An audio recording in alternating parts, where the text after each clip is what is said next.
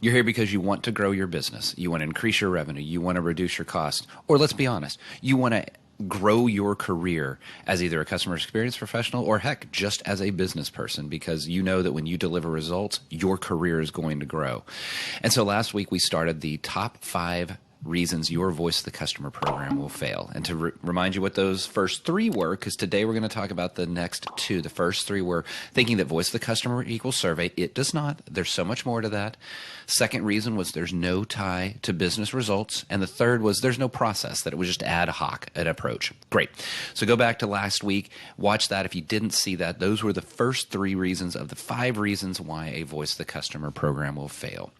Let me tell you reason number 4, lost my count. Reason number 4, only focusing on the big things. It can be so exciting to start a program. We are going to tackle this massive challenge, and we are going to use a big program, and we are going to go after it in a massive way. There's nothing wrong with those goals, but ignoring the small ones. And in fact, often if you're just getting started, often those smaller wins are what create that flywheel effect that get things moving, pushing things forward so that you can start to build the credibility to go after the big ones. And so your Voice of the Customer program will fail if all you are focused on are the big things that'll take months to achieve or that will cost thousands, millions of dollars to achieve. That's not going to help your Voice of the Customer program succeed. Now the last reason. Oh, guess what? I've got a bonus one. There's a bonus one after the last one. But the last main reason is ignoring your employees. How foolish is that? Especially your frontline employees. You want to talk about where one of the greatest sources of listening to the customers at the front line. Awesome. Make sure you're doing that when it comes to a Voice of the Customer program. If you're not doing that, you guarantee it will fail. Not using your Voice of the Customer program to inspire your employees, to help grow their careers, help them identify areas that they're doing well, areas that they need improvement. Using Voice of the Customer as a way to build employee engagement. And so if you've been ignoring your employees, guess what?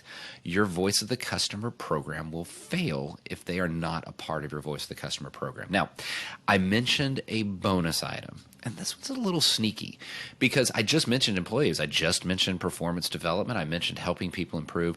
And it can be really easy for people to fall afoul of this one. And it is incentives. Watch out when you are using incentives tied to your Voice of the Customer program. I have been in so many conversations with clients or even with just other people that talk about how, oh yeah, no, we rate our agents based off of X, Y, and Z, Voice of the Customer. You have to be very, very thoughtful about that. And I might even suggest really avoid it. There is a danger in gamification. There's a danger in completely demoralizing an employee base when it's not, quote, their fault. It's your company's processes, it's your company's systems, it's your company's tools that have prevented their ability to deliver a great customer experience for that customer.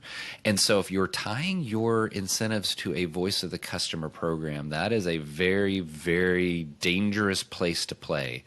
And I would caution you that that bonus item is an area where a Voice of the Customer program is at significant risk for failure if you've done that. Hope you enjoyed the top 5 reasons why your Voice of the Customer program will fail. Just don't do these. Don't leave it on a negative. How about do the opposite? But the 5 reasons that'll fail is if your Voice of the Customer program does not equal survey, if there's no tie to business results, there's no process, no ad hoc results.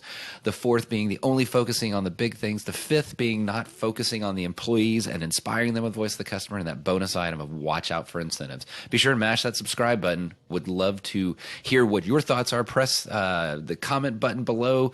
Get engaged in a conversation. What are reasons that you've seen a Voice of the Customer program fail?